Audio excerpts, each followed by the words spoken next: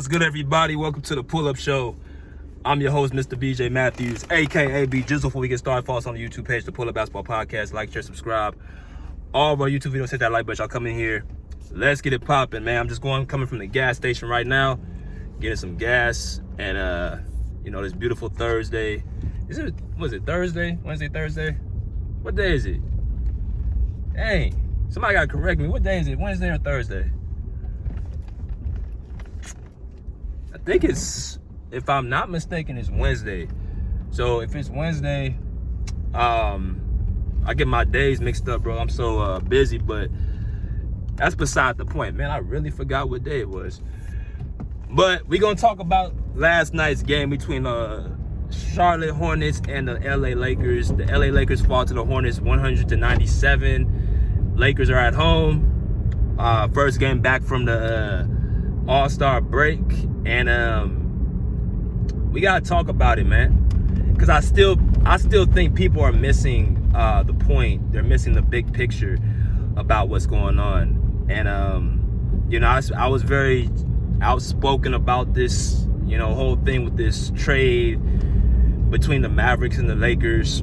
I had somebody come on my video in the comment section literally this morning speaking about BJ was right about this trade. Now, here's the thing. When I say stuff, y'all, I don't say it to try to get clout. I don't really say it to try to get recognition. Of course, I'm gonna say, like, I like to, get people want to get appreciated for sure, but I don't really do that clickbait stuff. I don't do all that. I don't try to slander people's names. All I do is watch it from a basketball aspect, use my experience, use my knowledge to try, to break things down as best as I can. That's all I do. That's what I represent. That's what y'all been seeing from me the last 3-4 seasons I've been doing this. And that's not changing. Integrity will continuously be the number one forefront of my podcast, regardless. But the reason why I wanted to make this video, I'm going to continuously talk about it, is because, the crowd, like I said before, I don't follow the crowd. I don't follow what everybody say. I don't follow what, because somebody said this or the masses say this, that's the right thing. A lot of times, bro, y'all realize and y'all come through, a lot of times when people agree on something, that tends to be the wrong outlook. You look at some of the best people in history. They stand out. They don't blend in with everybody, the crowd. They're not like everybody else. And I'm not saying that in a, prideful way. I'm saying that that's the reality of life. When you stand on your own word and you stand on your own tree branch by yourself, you tend to not worry about what everybody else is thinking. And this is what I said about this move. Now, the Lakers are 1-2 right now since this trade, right, with Luka Doncic. Now, I understand that people say, well, you gotta give it time, you gotta give it, a chance, you gotta give it stuff like that, but people are still missing the point. So I listened to a part of Luka Doncic's post-game interview last night, and of course, this is gonna be the narrative being built. They're gonna say, well, Luka ruined the team and all this stuff. Give it time. Give it time. But I heard what he said. He said, like, it's going to take some time. I'm still rusty, yada, yada, yada. And that's all true. But the reason I said this trade was not going to work, and I thought Dallas won this trade, who's 4-1 right now without Luka. Not just without Luka. They lost AD the first game. They're 3-1 without him. And they're like 1-0 without Kyrie. They didn't have Lively. Daniel Gafford's been out for the last 2 games. They won those games, been competitive. They're still finding ways to win games right now.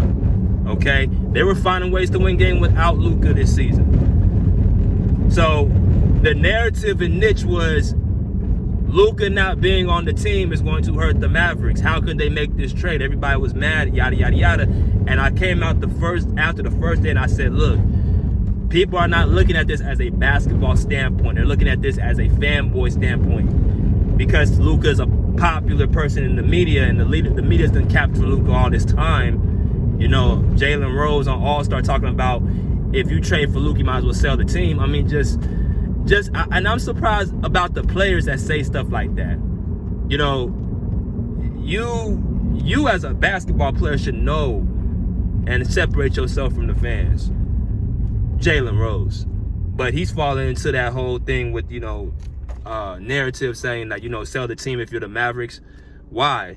because the person decided to make a decision based off of what he thought was building a championship team. When he came out, that guy Nico Harrison, who used to play ball, came out and said why he did what he did. He said defense wins championships, and that's the key everybody's missing. People are paying attention to, Luka offensively. He's going to get back into rhythm. I'm not even talking about that right now. I'm talking about the defensive end. Did y'all see what happened in that fourth quarter in the closing minutes? LaMelo Ball outplayed Luka Doncic and LeBron James in that fourth quarter. LeBron had a couple good plays in the fourth. That breakaway dunk over Mark Williams, had a three-point go-ahead shot. But if you look at the Lakers as a whole, they have taken away their defense and went strictly offense. When you got rid of AD and Max Christie, understand something. You didn't just get rid of the best player, Anthony Davis. You got to get rid of your best defensive player, and then with Max Christie, you got rid of your best perimeter defender. So the Mavs, people are not paying attention. They think it was just AD.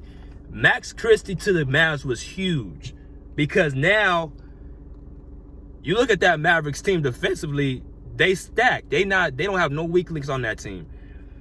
And people are not giving Max Christie credit. Remember, the Lakers were starting to roll even without Anthony Davis on the court those last couple games. When they beat the Knicks, who are a top team in the Eastern Conference, right? Defense, fit, all that plays a part. So now what you done did, you got rid of those two pieces, AD and Max Christie, for a guy, Luka Doncic, who got exposed on the defensive end. So I ask people this all the time. I say, if LaMelo Ball could do that, who Charlotte's one of the worst teams in the East. They're like the bottom of the barrel in the Eastern Conference, only in front of the Washington Wizards. What makes you think in the postseason, when they have to deal with SGA, when they got to deal with, Ja Morant, got to deal with, Kawhi Leonard, when they got to deal with Kyrie Irving, Anthony Edwards, what makes you think De'Aaron Fox, hell, even teams that are like in the play-in, Phoenix Suns with Devin Booker and Kevin Durant, what makes you think they are not going to take that playbook with the Mavericks, with the Hornets took last night? Let's call for Luka Doncic on the switch. Whoever's Luka's guarding, come set that screen so I can get them on him. So what happens? The Lakers have to double. Dorian Finney-Smith comes and doubles LaMelo Ball. Okay, somebody's going to be open. So what you have is a problem in the backcourt, because you got Luka and Austin Reeves, who are liabilities on defense, period. Think of this as a schematic thing, y'all. Now, don't think about it as a fanboy thing.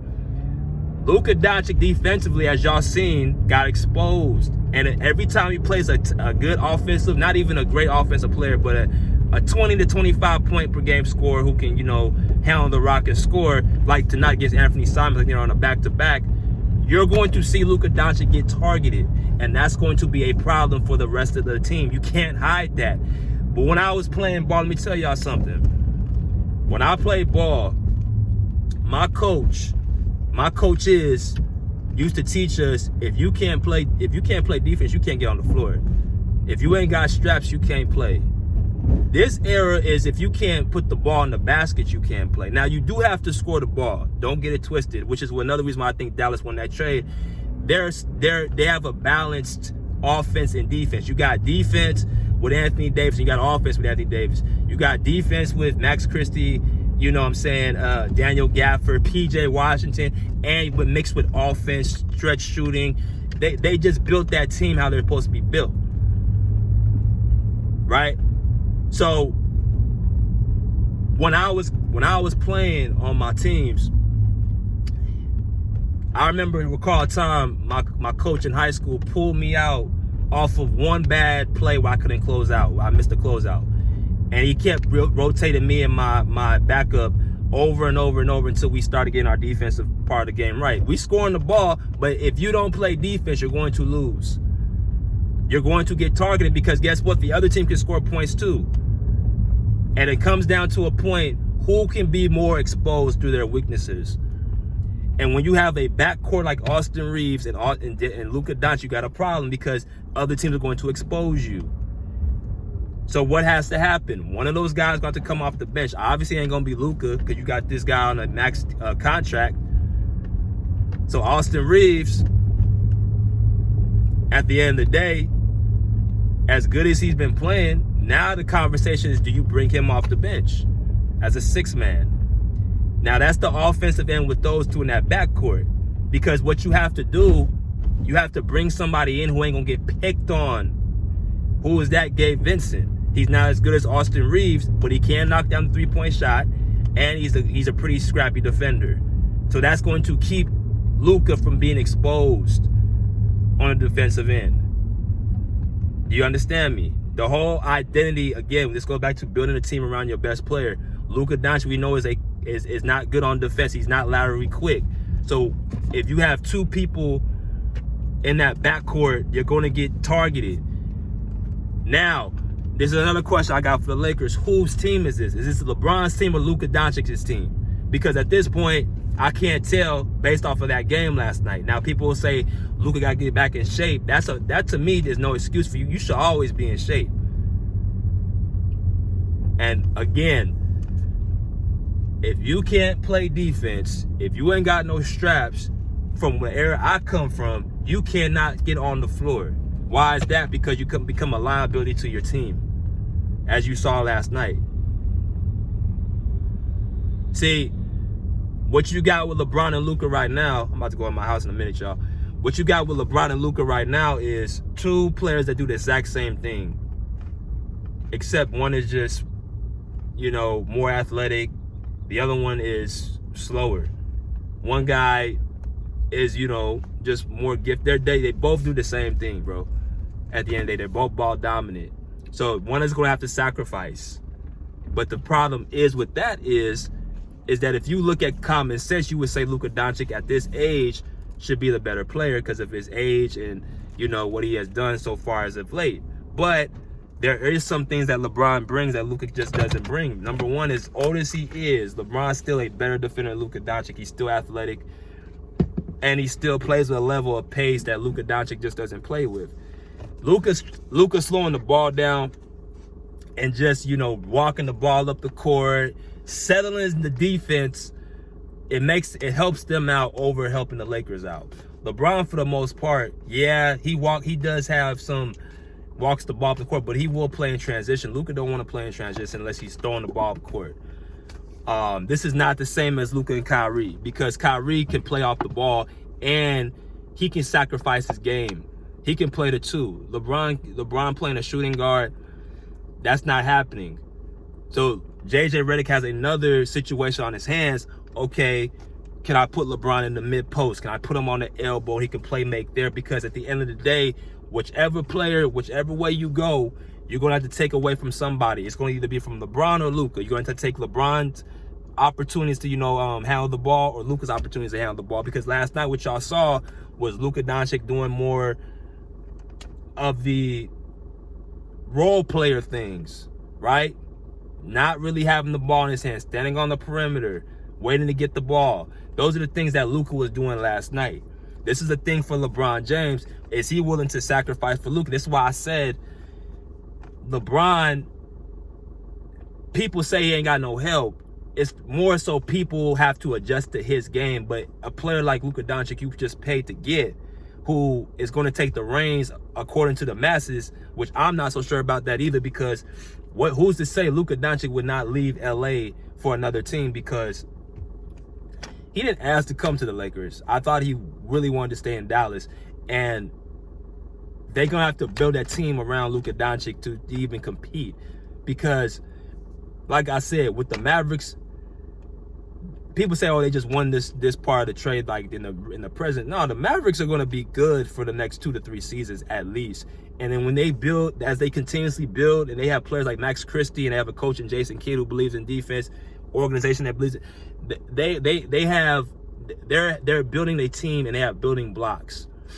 You know what I'm saying? Like the Lakers, on the other hand, to me, just worried about having, tickets sold and stuff like that. Y'all saw the first game when Anthony Davis played against the Rockets, who are a better team than Charlotte. You saw the dominance inside on the defensive end that he brought. You saw the shot making. You saw the transition play. You saw a better fit team with the Mavericks over what the Lakers product is right now. So the narrative is going to be, well, the Lakers got to get more, you know, they got to get gelling, got to get continuity and stuff like that. That's partially true, but at the end of the day, you're still the same slow-footed point of attack defender you've always been, Luka Doncic. That's the same. That's what you're always going to be. You're going to be slow. You're going to get targeted. So what do you do if your coach ready to prevent that from happening, from getting targeted? Because you do need his offense. But at the same token, you got defensive liabilities all over the court at that backcourt position. So it'll be interesting to see what JJ Redick does. But like I said, last night was just the beginning of what's going to continuously happen. Luka will continue to get targeted, and you have to find a way to hide him. LeBron James, they found a good way to hiding him, more playing in that, you know, that dunker spot area, playing more off the ball. But you can only play so many people off the ball. Somebody's got to play point of attack. Austin Reeves, Luka Doncic, we're going to play point of attack defense, right? Jared Vanderbilt, does he need to start? They got Rui Hachimura. Like, at the end of the day, it's a defensive. If I'm a team and I'm going after the Lakers, bro, I'm going all 5 out, like the Celtics did last year in the finals, and I'm going to target Luka Doncic, and it's going to force the other team to have to, you know, to double me. Once they double me, I kick the ball to the open shooter. That's going to create havoc.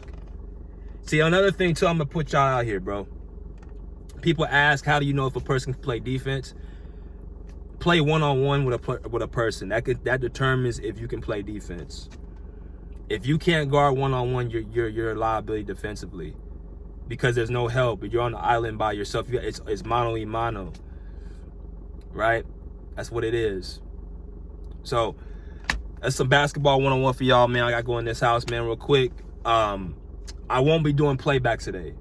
I apologize for that. I'll be doing playback. If not against the Pacers on Sunday or the Bulls, I'll be doing it sometime next week. But I got to get things set up for that.